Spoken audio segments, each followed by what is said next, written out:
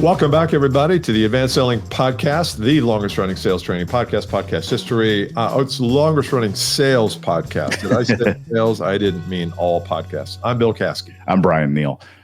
We are delighted you're here. We are always delighted you're here every week. And we would love it if you haven't reviewed the podcast yet. I know we've been going for a long time, but we don't usually ask for reviews, and reviews really help. Yeah. Unless they're all 0 stars, that's probably not going to help much. But if you like what you hear here, then review it and put in a comment. We'd love to hear from you. I wonder what is the longest running podcast that's continuous. That's a great little trivia. I'm going to have to ask ChatGPT that. Yeah, off the mark here. Oh, by the way, Insider coming up. Let's plug the Insider program. Yeah, Insider comes up on the first Friday of every month. So what would that be? June the something? It's 2 weeks from now. Yeah. And we have a great group, got some new members in. So if you have not taken a look at the Insider, go to advancedsellingpodcast.com/insider. It's an hour and 15 minutes every month. We work on specific topics that all topics are relevant to sales professionals, business owners, VPs of sales, and you can find all those topics at that site I just gave you. We'll put in the show notes too. We'll put the link. Yes, please. And it's live. It's like in person. It is live. It's not AI. It is not AI. Yet. Which brings me to a topic, but we'll talk about that in the next episode. You got one? Okay. Well, this is somewhat, by the way, we're going to get our topic today. We're going to talk about advice for graduates. Graduation season. We're recording this, but before that, I was listening to a business video or watching a business video on LinkedIn, and a guy was talking, and he was talking about, we talk about feature benefits. He was talking about, the thing, they don't want to hear about all the bells and whistles. He's like, customers don't want to hear about all the bells and whistles, and it got me thinking: have you ever seen anything in your life that has a bell or a whistle attached to it as some sort of added value thing? And I know that, and I'm like, Tesla. Where did that come from? It had to come from somewhere. And I love is it called etymology? Is that like the history? Etymology, I think. Is that right? The history of like sayings and words and things like that. Yeah. But I wonder where bells and whistles came from. And we say these things all the time. And I'm like, we don't want to talk about the bells and whistles. What are the bells and whistles, and what I'd love to know if someone sells a product that actually has bells. If you sell musical instruments or some sort of alarm system, it's like, this legitimately has bells and whistles. Or should we just take what we sell and just strap some bells and whistles on there? That's what I'm saying. You've got products that probably you're having trouble bringing forth uniqueness and differentiating. Yes. I got news for you. That's one way to do it. I just don't. It's just funny how people say these things. Yeah, that sounds, to be honest with you, as I use AI, and I don't want to not forcing the AI conversation, that sounds like an AI thing. That sounds like an AI wrote that, and then that person just parroted it. Because if you're using that term today, I'm not sure that's a modern enough term, like you say, that people even know what the hell you're talking about. Right. I do think, we've laughed about terminology and how things keep coming back. And, And that one I was more interested in at some point, was there something that was sold, a product like in the early 1900s that actually came with a bell and a whistle to make it better? There had to be. Used to be. We could contact Doug Drosen for this, but who's check Doug. Do you follow Todd Capone? I don't know. He's a really great sales voice. He does a lot of sales history. Todd Capone. That's a free shout out. Bells and whistles, then. He should know exactly what bells and whistles. We'll tag him maybe in the show notes. Yeah. And you have a guest. You have a guest coming up. We do. Thanks for the reminder. We'll 30 seconds. Let's see. 1, 2, 3. We'll probably 5 episodes from today ish, something like that. Kevin Koharki is wait for it, an accounting professor. He's an accounting professor, and he's going to be a guest on our show. You're like, oh my God, sleeper alert. But he has found himself, he's a professor at Purdue University, and I went to Indiana. That's a rival school, but Purdue people are really smart. And he has found a little niche in what I termed sales math. Okay. And he does some basic accounting things, and it's accounting. So it is accounting. So it's not like this riveting. I don't care. I don't care what it is. It's so important. It's going to help. That's absolutely right. And he just has such a great way to, the trick's going to be getting it down into one episode. Maybe we'll do it back to back with him, but he's great. He's not a typical accounting professor. Good. really, really fun, good energy guy. So I'm looking forward to it. Kevin Clarkey coming up. Yeah, I think that's a eye opener. It should be for people that you'd better figure out finance and accounting and ROI and investment and how money flows through organizations. Because if you're charging money, which we presume you are for your bells and whistles, if you're charging money, you need to know where that money comes from and how it comes to the point where it can be given to you. And if there's no accounting background, that's fine. This will be a great episode. It's really good. Really good to know. If nothing else, it will remind you that you need to work on that skill. Yeah. Yeah. Okay. Topic today. It's graduation season. Big time in the Neale house. We've got my bio fourth kid. I have a stepson too. Double graduations going on. So my youngest son is graduating from high school, and my daughter is graduating from college last year, and then my 8th grade stepson is graduating from 8th grade. So, I'm going to a lot of graduations, and I thought, what advice would Bill and I give a graduate? And it could be a graduate from, dental school, a graduate from law school, a graduate from undergrad, a graduate from high school, maybe not a graduate from kindergarten because they do that these days, but maybe, I don't know. So we're going to start there, and then we're going to, I think, tail that into another topic after the fact for you. Yeah, I've got a topic that fits perfectly with this, but it probably warrants its own episode. So we'll as we get near the end, we'll talk about that topic. What we're going to do today on this topic is something we want you to do ultimately for your customers and your videos. So. Yes. Do you want to start? Yeah, why don't you start? I'll start. Yeah. Yep. And I'll start. And this is, again, this isn't about necessarily like big life stuff, but it could be, applied for you. So just advice, and good for you if you're listening to this. Like, I graduated a long time ago, but this is a good thing for me to think about. I'll start broad first, like life broad. So all things business, sales, everything. The life experience is an accordion. It goes up and it goes down, and it goes in and it goes out. It goes up and it breathes. And there are times when you're in this mode of happiness and joyfulness, and there's time when you're in sad and angst and happy and joy, and it just does that. Sometimes your health is good, sometimes your health is bad, and there's just this natural balance to that. And to learn, this is the advice part, just learn to accept that's how it is. And it's not good or bad, and it's not like everything's good so it's good and everything's bad because it's bad. It just is. It just is. Sales goes up and down, business goes up and down, economy goes up and down, stock market does. So your advice there is, when you're in a downtrend, just accept that that's just kind of the way it is. Yes. And you can also say, well, did I do anything to cause this? Because sometimes our decision making is at fault. I've been through life events where I can say it's the world, but it was really me in the world. I like that. That's good advice. Just accept it. Yeah. And accept the highs too, to your point about sometimes we can take credit for the highs too, when we shouldn't take credit. It's just, there's some luck involved. Yeah. Just accept life on life's terms. That's my first one. Yeah.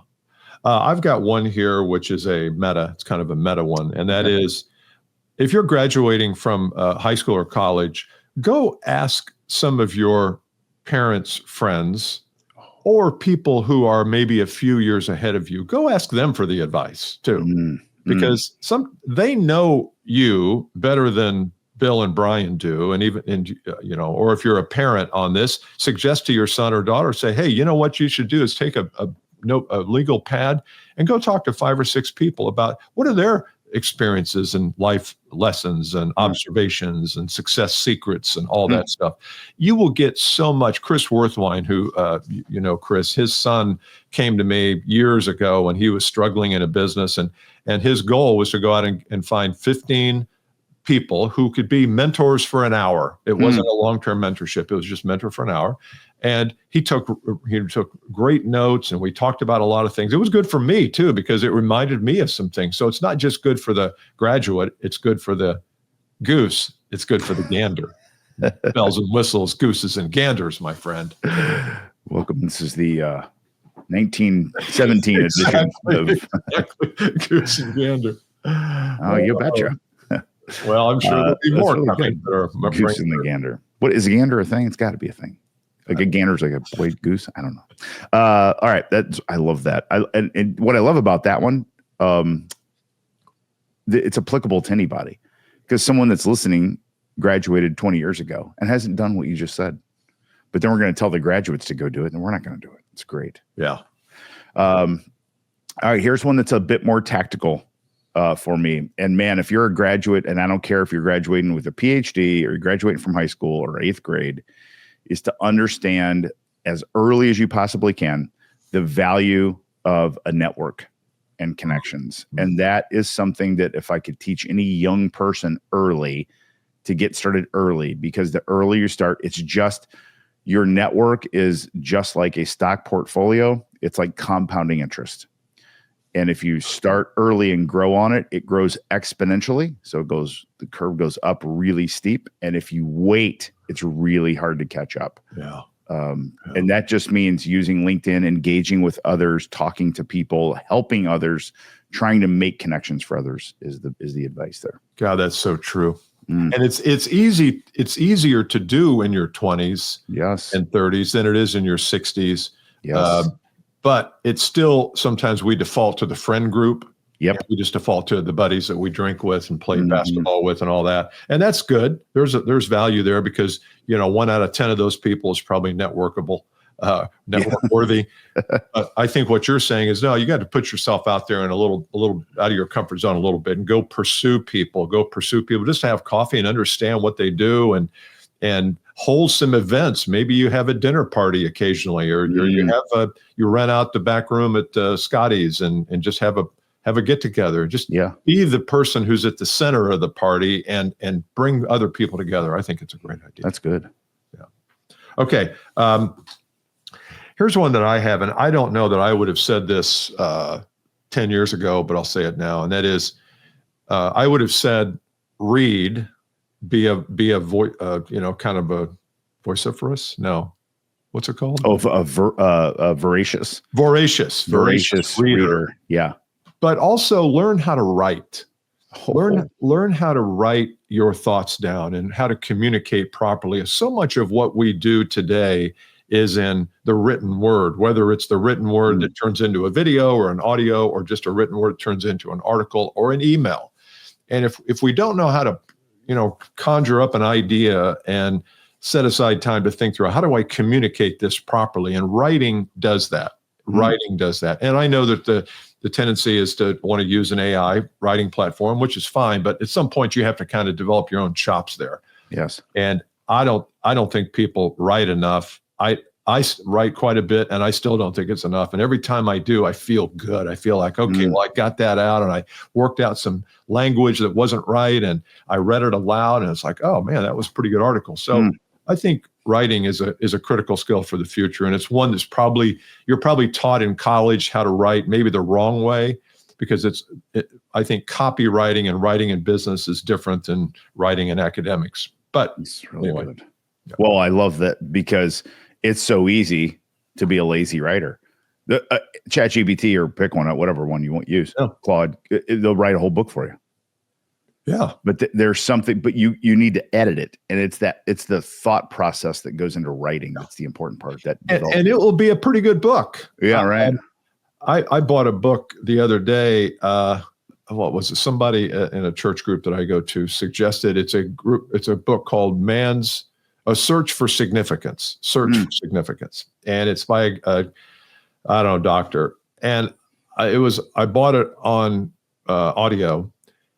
And it was, I shouldn't say this now that I've thrown the guy in, but it was the thought, the meaning was okay, but the writing was just awful. It was monotonous. It was terrible. The guy who read the book wasn't the author, which infuriates me. Yeah. You spend 100 hours writing a freaking book, and then you can't spend 4 hours in the studio recording it. So you hire somebody, and a lot of the hiring now is AI. Yes. At least use your own AI voice. You can do that pretty easily. But the point is that it was just not written very well. And I thought it was a perfect title, because we're all searching for significance, but it just didn't resonate. So writing is really critical. So that's mine.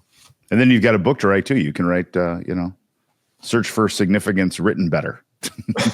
Put it out there. Part 2. Bill will buy it. Better version. First one. No, I'll write it. You write it. There you go. Send it through AI. Okay, here's my next piece of advice for graduates. And, you kind of flip into dad mode when you do these things, don't you? Mm-hmm. But this is great. And this is good. If you're a young salesperson, good advice too. Einstein said the greatest power in the universe is what, Bill? Do you know? Einstein said this. Love? Nope. Greatest power in the universe is compounding interest. Oh, a little different direction. I say they have this stupid little phrase, it's impossible to get rich quick, and it's impossible to not get rich over time. And if you listen to Warren Buffett or any other big investment person who's wired that way, he'll say, just start putting money into an index fund in your late teens, early 20s, and never stop. And you'll never, ever worry about money again. And as someone who started late, took a risk, went bankrupt early by, trying to start a business, I had to start late and good now. But I think, man, if I could just any young person graduating from high school or college, if you could just start just consistent little investing bits into an indexed fund, you can't lose. And if you look at all the curves, you've seen the ones where the one kid starts at age 20 and stops at 30. The other guy starts at 30 and goes until 65. The second guy never has as much money as the first guy. No, ever. It's math. It's just math is all it is. No, it's good. That's good advice. This is not a financial advice show, and you have to claim that personal advisor. You have to do that. I forgot about that. It's obvious. Shouldn't it be obvious to everybody that I don't know what the hell I'm talking about? No. Yeah, I love that, and trying to think of a short way to say this. I had a meeting with my financial advisor the other day, who's not the one that you use. I don't think so. We've separated, but anyway. And there's a lot of discussion and this and that. What about international funds in the brokerage world? What about investment capital? And there's all this stuff. And sometimes when they're talking about this, my eyes like glaze over, and my wife's do too. Although she understands it, she might better than me. But sometimes it gets back to what's the simplest way to invest your money, and it's an S&P index fund. That's it. And when you look at over time, it's 168% over 10 years, which is about 16% a year. No stock does that. I mean, you might pick out some stocks like Apple, Amazon, Tesla, but generally in the general market, 16% returns unheard of. But there's very low fees. You can find a bunch of those funds. So again, this is not financial advice, but don't disregard the simple way to do this. And I think you're right, Bryan. That's the way to do it. It's great. Okay, here's my next and final one here is be judicious. If you're graduating from college, obviously you're going to be in job search mode. Be judicious about your first position. I know it's easy to say, take the first thing that comes along because you want to move out of your parents' basement. You want to get out. You want to start making money. Yes, but sometimes we can take a first job that creates problems for us down the line because we start to learn. We're still fashioning our philosophy and mindset. And if you're in a job with a manager who's brutal and doesn't really help you and doesn't help you understand anything, you can start going down a path that it's hard to get out of in 10 years. You may leave the job, but you don't leave the mindset that you learned in that job. And so I would say be pretty judicious about the kind of company you decide that you're going to work for 40, 50 hours a week, because there's some really good companies and there's some really crappy companies. It has nothing to do with size or brand, or it's just, how does it feel to be around the people at that company? Sometimes it's just a feeling thing, but be judicious about that. That's such good advice if you're looking for a gig. And so many kids are and you know what? Their parents are into them finding a job. Get a job, get a job, get a job. What great advice. Okay, advice for graduates from the Advanced Selling Podcast. A reminder, we're not a financial advice show. What do we have to say? We're not even an advice show, really. We're not even life or sales advice. No, just a couple of dudes. Don't take any sales advice. We finally have said that after 2000. Finally. But go to LinkedIn group, Advanced Selling Podcast LinkedIn group. I think we're at 13,000, 14,000 people. That's fantastic. And join the Insider Program, live coaching from my man Bill every month. Thanks. And everybody should be a part of that. So that's it. We'll see you next time. All right, see you next time. Bye. Bye.